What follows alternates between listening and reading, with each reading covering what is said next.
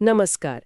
HSSC यानी Haryana staff selection commission के CET 2025 exam की तैयारी गाइड पर आज हम गहराई से बात करेंगे। हाँ, तो आज का हमारा मकसद है इस गाइड से सारी ज़रूरी जानकारी निकालना। मतलब इम्पोर्टेंट डेट्स क्या हैं, एग्ज़ाम का पैटर्न कैसा है, कौन सी किताबें पढ़नी हैं और सबसे ज़रूरी तैयारी की सही रणनीति क्या हो। तो चलिए शुरू करते हैं। सबसे पहले ज़रूरी तारीखें देख लेते हैं। रजिस्ट्रेशन 28 मई को शुरू हुए थे। हाँ, और लास्ट डेट पहले 12 जून थी, पर वो बढ़कर 14 जून हो गई थी, रात 11:59 तक। फीस भरने की आखिरी तारीख 16 जून थी, शाम 6 बजे तक। और जहां तक एग्जाम की बात है, उम्मीद है कि जून-जुलाई 2025 में हो सकता है, पर हाँ, पक्की तारीख अभी नहीं आई है। तो HSSC की वेबसाइट चेक करते रहना होगा। और ग्रुप डी दोनों के लिए। और देखिए मजे की बात यह है कि दोनों का पैटर्न काफी मिलता जुलता सा है। पहले ग्रुप सी की बात करते हैं, जो 10+2 लेवल का है। इसमें 100 सवाल होंगे, मल्टीपल चॉइस और 100 ही नंबर के।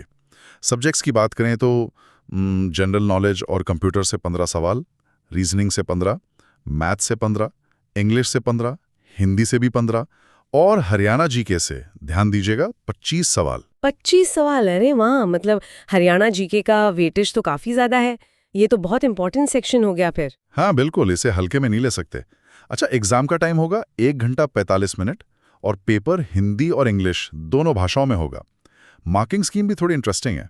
सही जवाब पर मिलेगा +1 और गलत जवाब के लिए कोई नेगेटिव मार्किंग नहीं है। अच्छा, नेगेटिव मार्किंग नहीं है, ये तो अच्छी बात है। हाँ, लेकिन एक पेंच है। अगर कोई सवाल अटेम्प्ट ही नहीं किया, मतलब 5वां ऑप्शन भी खाली छोड़ दिया, तो 1 नंबर कट जाएगा। ओहो, मतलब सवाल छोड़ना महंगा पड़ सकता है। हर सवाल पर कुछ न कुछ मार्क करना ही बेहतर है शायद। ये तो सोचने वाली बात है। हाँ बिल्कुल, ये स्ट्रैटेजी का हिस्सा बन जाता है। अच्छा, अब ग्रुप डी की बात करें जो मैट्रिक लेवल का है। उसका पैटर्न भी जैसा मैंने कहा लगभग सेम है। 100 मल्टीपल चॉइस सवाल, 100 नंबर, टाइम भी उतना ही, 1 घंटा 45 मिनट और पेपर दोनों भाषाओं में। नेगेटिव मार्किंग यहाँ भी नहीं है और वो सवाल छोड़ने वाला रूल भी वैसा ही है। ठीक है। क्वालिफाइंग मार्क्स की बात करें तो जनरल कैटेगरी के लिए 50% और रिजर्व्ड कैटेगरी के लिए 40% है। समझ गई। पैटर्न तो क्लियर हो गया। अब आते हैं स्टडी मटेरियल पर। गाइड में कौन सी खास किताबों का जिक्र है? क्योंकि बाजार में तो बहुत सारी किताबें हैं, अक्सर कंफ्यूजन हो जाता है। हाँ, गाइड का फोकस पहले बेसिक्स पर है, जैसे कक्षा 6 से 10 की NCERT किताबें।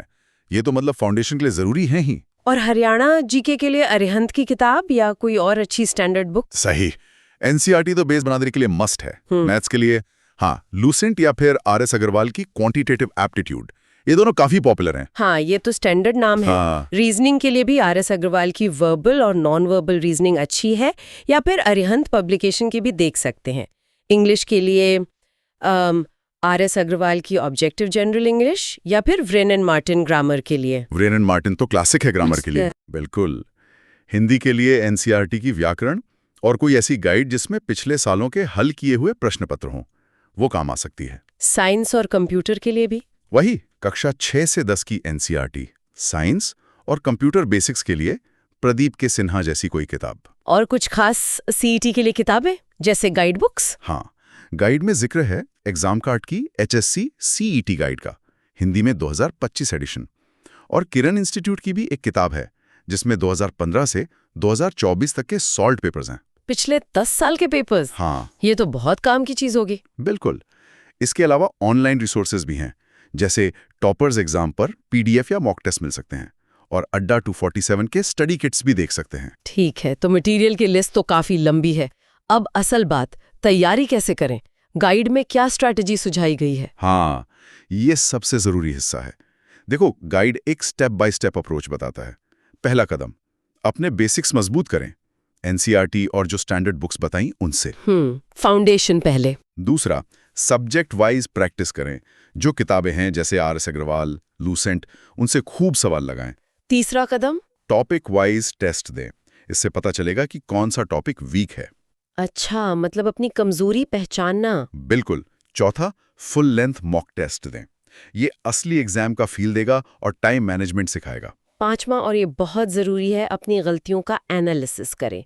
मॉक टेस्ट देने के बाद देखें कि कहाँ गलती हुई, क्यों हुई, और उन कमजोर टॉपिक्स को फिर से पढ़ें, दोहराएं। हाँ, सिर्फ टेस्ट देना काफी नहीं, एनालिसिस करना बहुत इंपॉर्टेंट है। सही कहा। और छठा कदम, पिछले सालों के प्रश्न पत्र हल करें। इससे पैटर्न समझ आता है और टाइम मैनेजमेंट की प्रैक्टिस होती है। तो मतलब पूरी तैयारी का निचोड़ क्या निकलता है? यही कि टाइम पर अप्लाई करें, कॉन्सेप्ट्स अच्छे से समझें, मॉक टेस्ट और पुराने पेपर से जमकर प्रैक्टिस करें और अपनी गलतियों से सीखते रहें, उनमें सुधार करते रहें। बिल्कुल सही। इस पूरी प्रक्रिया को, इस संरचना को समझना और फॉलो करना ही कामयाबी के लिए जरूरी है। हाँ, ये एक सिस्टमैटिक तरीका लगता है तैयारी का। और जाते जाते एक सोचने वाली बात छोड़ जाते हैं। जैसा कि गाइड में 2015 से लेकर 2024 तक, यानी हाँ? करीब 10 साल के सॉल्व्ड पेपर्स पर इतना जोर दिया गया है। तो यहाँ एक अहम सवाल ये उठता है कि अगर कोई इन पुराने पेपर्स का बहुत ध्यान से विश्लेषण करे, तो क्या उसे प्रश्नों के पैटर्न में कुछ खास ट्रेंड्स या बदलाव नजर आ सकते हैं? क्या ये बदलाव HSSC की बदलती प्राथमिकताओं, मतलब कि वो किन टॉपिक्स पर ज्यादा फोकस कर रहे हैं, इसका कोई संकेत दे सकते हैं? ये सोचने लायक है। ये वाकई एक दिलचस्प सवाल है।